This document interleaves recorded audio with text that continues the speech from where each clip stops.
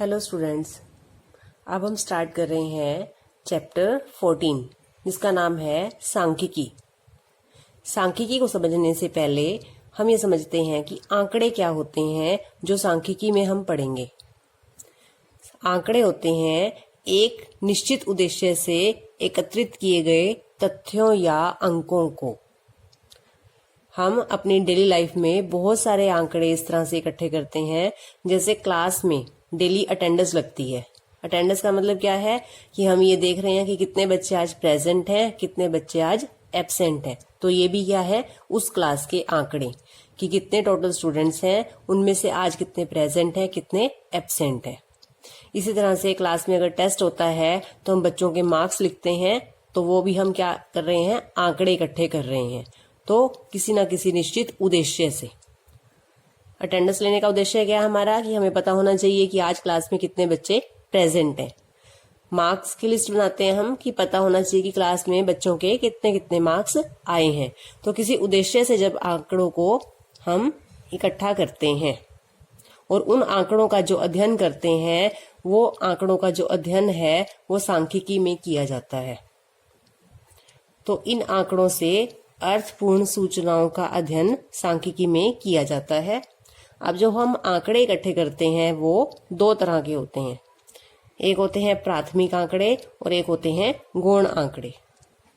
प्राथमिक आंकड़े जो मैंने अभी बताया आपको कि क्लास में अटेंडेंस लेना, बच्चों के मार्क्स की लिस्ट बनाना, ये सभी क्या है, प्राथमिक आंकड़े जो स्वयं एक निश्चित उद्देश्य के लिए इकट्ठे किए जाते हैं। जैसे क्लास में हमने बच्चों की लंबाई मापी, या बच्चों की हमने मार्क्स की लिस्ट बनाई, या हमें पता हो कि हमारी जो है बैग में कितनी बुक्स हैं। तो ये सब क्या है, हमारे प्राथमिक आंकड़े जो हम खुद इकट्ठे करते हैं। गौण आंकड़े क्या होते हैं, जो आंकड़े किसी स्रोत से इकट्ठे किए जाते हैं, उन्हें गौण आंकड़े कहते हैं।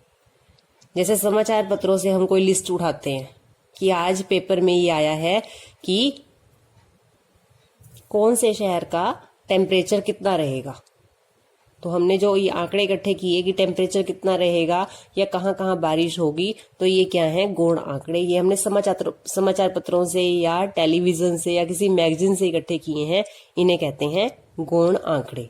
इसके अलावा भी आंकड़ों के प्रकार हैं, जैसे एक होते हैं अवर्गीकृत आंकड़े। हमने किसी क्लास के 10 बच्चों के मार्क्स लिख लिए, इस तरह से किसी भी 10 बच्चों के हमने लिस्ट बना ली मार्क्स की, तो ये क्या है, ये अवर्गीकृत आंकड़े हैं कि किसी भी तरह से ऐसे ही इकट्ठे करके और उन्हें नोट कर लिया, तो उन्हें कहते हैं अवर्गीकृत आंकड़े।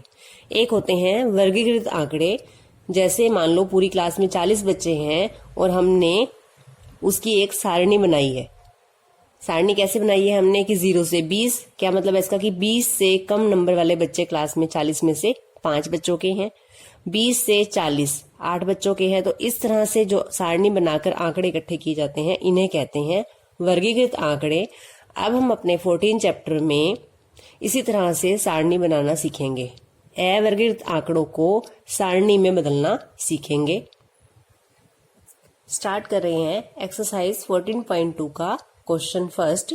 इसमें हमें 8वीं कक्षा के 30 विद्यार्थियों के रक्त समूह दिए गए हैं। रक्त समूह मतलब ब्लड ग्रुप, कि किस बच्चे का ब्लड ग्रुप क्या है। कक्षा के 30 बच्चे हैं, तो 30 बच्चों के ब्लड ग्रुप ये लिखे गए हैं।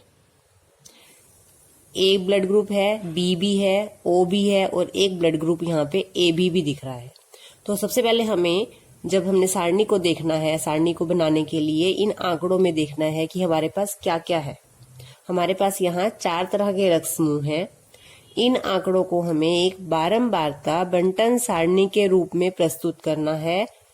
इन विद्यार्थियों में कौन सा रक्त समूह अधिक सामान्य है और कौन सा रक्त समूह विरलतम है, ये हमें बाद में प्रश्न बताना है, लेकिन पहले हम बारंबारता सारणी बनाएंगे।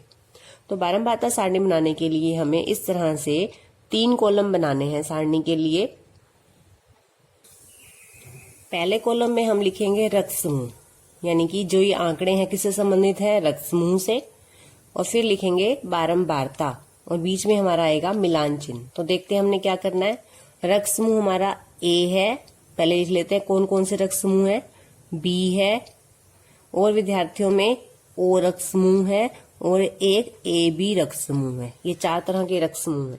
अब हमें करना क्या है, हमें ए रक्त समूह वाले बच्चे यहाँ पर, क्योंकि ए यहाँ पर देखेंगे हम, ए यहाँ भी है, यहाँ पे, यहाँ, इस तरह से ए जो रक्त समूह है वो कई बच्चों का है। तो हमें सारणी बनाने के लिए काउंटिंग करनी है कि ए रक्त समूह वाले कितने विद्यार्थी हैं। उसी को कहते हैं बारंबारता।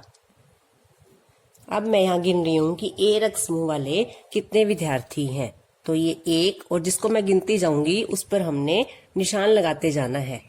1, 2, 3, 4, 5, 6, 7, 8, 9। तो हमने देखा ए रक्त समूह के विद्यार्थी हैं 9। तो यहाँ बारंबारता में हम क्या लिखेंगे, 9। ए रक्त समूह के सामने 9। अब मिलान चिन्ह देखेंगे किस तरह से बनाते हैं। 9 आपको निशान लगाने हैं।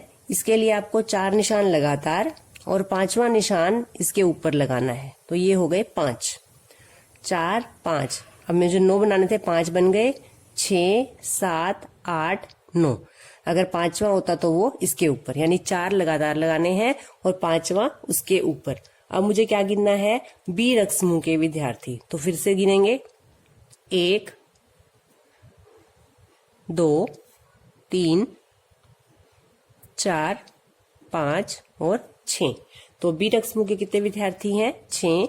यहाँ लिखेंगे हम 6 बारंबारता में, और यहाँ पर मिलान चिन्ह में इस तरह से 4 और 1 5 और 1 6। अब मुझे कौन सा रक्त समूह गिनना है, ओ। तो इसे गिनेंगे 1, 2, 3, 4, 5, 6, 7, 8, 9, 10, 11, 12। तो ओ रक्त समूह के कितने विद्यार्थी हैं, 12। तो यहाँ बारंबारता में मुझे क्या लिखना है, 12, और यहाँ पर मिलान चिन्ह बनाएंगे। ये हो गए 5, फिर से 1, 2, 3, 4 और 5, 5 और 5 10 और 2 12।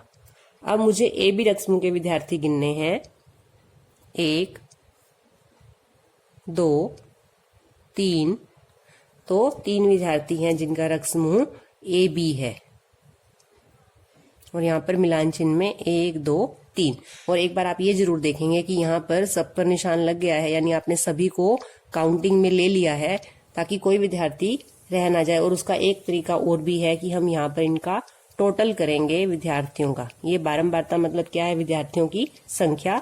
और ये 30 विद्यार्थी थे, तो यहाँ पर 30 आना चाहिए टोटल। 9 और 6 15, 15 और 12 27 और 3 30, यानी कुल विद्यार्थी कितने थे, 30। तो ये है हमारी बारंबारता बंटन सारणी। अब हमें ये प्रश्न का उत्तर भी देना है, कौन सा रक्त समूह अधिक सामान्य है। सामान्य मतलब सबसे ज्यादा विद्यार्थियों का रक्त समूह क्या है, ओ, और विरलतम मतलब सबसे कम का है ए बी।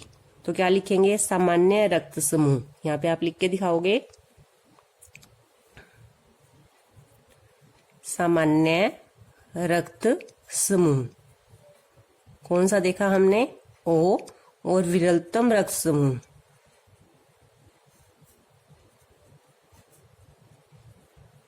वो कौन सा है, ए बी।